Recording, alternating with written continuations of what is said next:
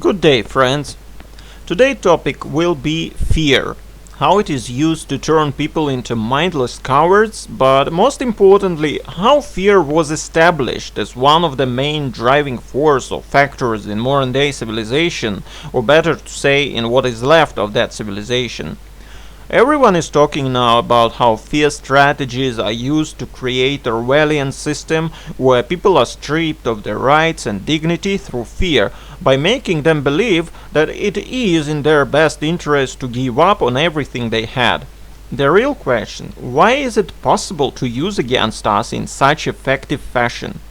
The problem originates from the fact that our lives lost meaning above physical existence. You could say that physical existence is one of the few valued things that are left. Ironically, when you erase all the other more important things, but leave just existence in the name of existence, your life is inevitably getting less valued. It becoming empty and meaningless because it's very hard to add any value to what appears just a clump of cells, which has no other context of existence except of fear to die and to turn into nothing. The whole life starts to rotate around attempts of postponing this inevitable demise. So at the end of the day, you have a value of life bound to fear of pain and death, fear of stopping to exist. This is probably the most pathetic and laughable foundation for any society ever. It's a dead end. It's a dead soil on which nothing can grow. No culture in the world throughout whole history was based on such foundation. Having this said, is it really a surprise that someone decided that this herd of cowards can be controlled through fear, panic, threats, etc.? Is it surprising that the rest of our relative values and relative rights are taken away through fear strategies? In fact, it's a very logical strategy to use against modern-day society, a strategy which is abusing the most apparent weakness in societal defenses. Because what is the point of fighting for your rights if on the top of the list of your priorities is fear and desire to preserve comfort and remains of stability? In the name of what to fight?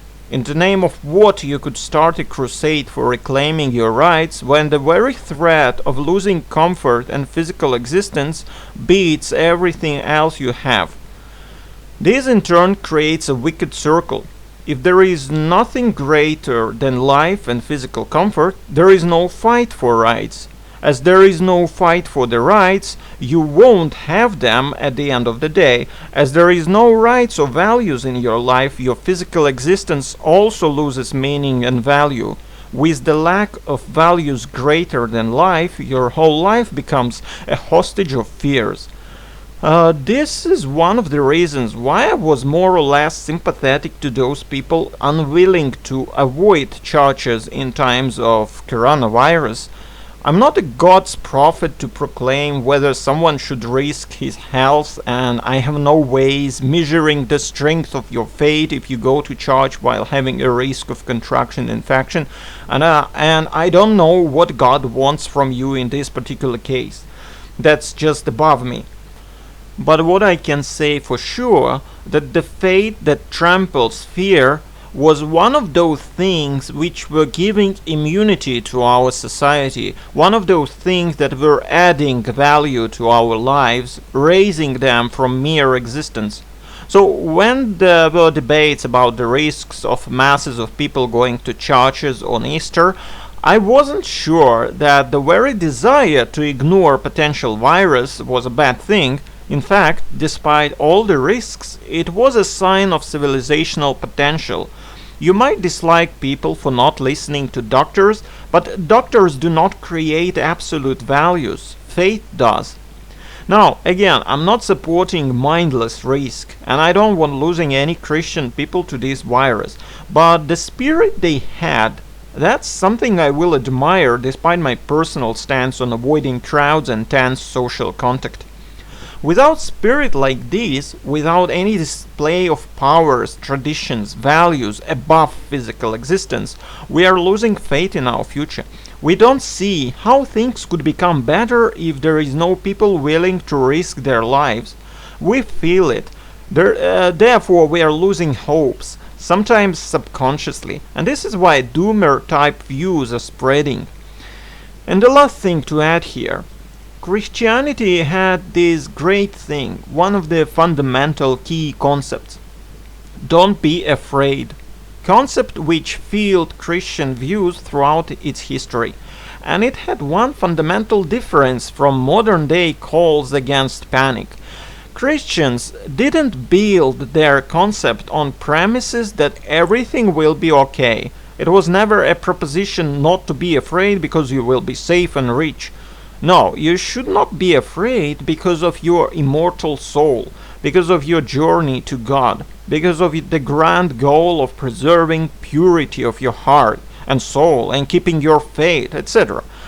You are not afraid because no one on earth can kill your soul unless you help them in destroying it yourself. This changed a lot the very perspective, the point of view from which everything was judged and evaluated. It raised on top of the priority list those values affecting your soul rather than things affecting your physical existence. Today, people are unable to overcome their fears without numerous assurances and guarantees on their safety and well-being. This is why artificially created panic and hysteria is so effective in forcing people to give up on their rights. And it's not only about coronavirus hysteria, the same thing was used with climate change and gun rights infringement. If you have no reference point outside of your guaranteed comfort and well-being, you lose ability to overcome fear, as fear becomes the most powerful factor in your life. People like this could try to calm down, they could try to read only positive news, positive bloggers, or isolate themselves from television, but eventually they will succumb as they can't run away from fear forever, and without ability to eliminate fear on fundamental level, it's just a matter of time till someone will find how to get into their heads and hearts.